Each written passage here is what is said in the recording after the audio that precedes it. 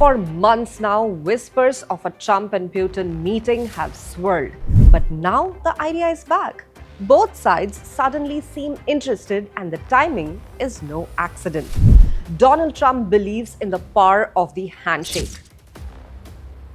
He thinks a face-to-face with Vladimir Putin could break 6 months of Moscow's stubbornness. He still clings to the fantasy that the Kremlin can be coaxed into peace.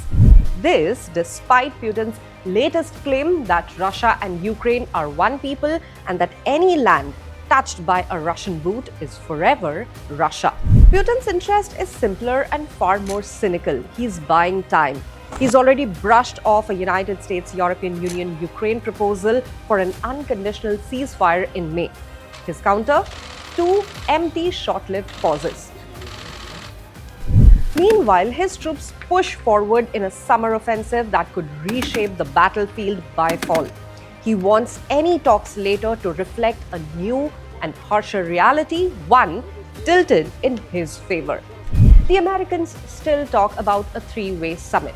Trump, Putin, Zelenskyy focused on ending the war. But Russia rejected the same idea in Istanbul months ago. Putin prefers one-on-one theatrics, where he can pull Trump into Moscow's narrative and away from Kyiv's. If the meeting happens, it could shape the war's endgame or lock it into a dangerous new phase. Here are 5 probable scenarios that could play out in the Russia-Ukraine war.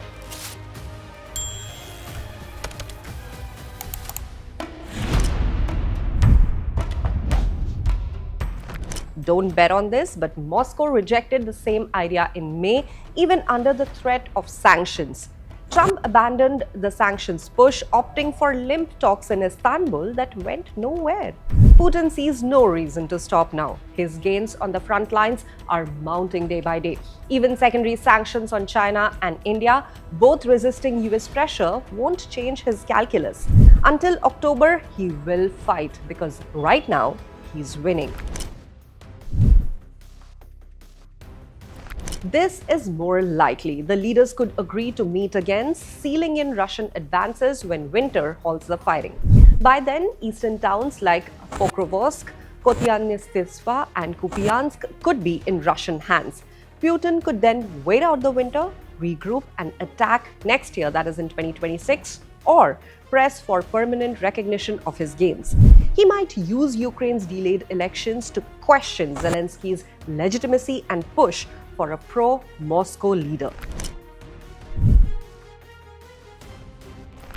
Western military aid helps Kyiv hold the line.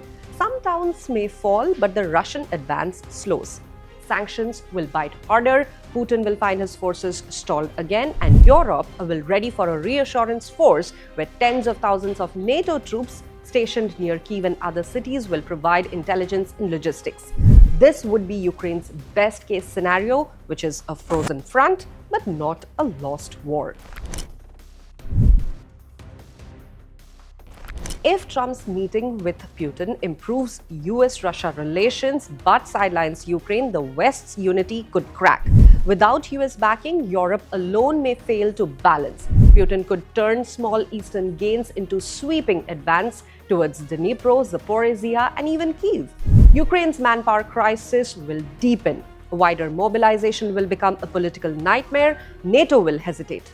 Europe will balk at a full war for Ukraine's territory, and Putin will press forward.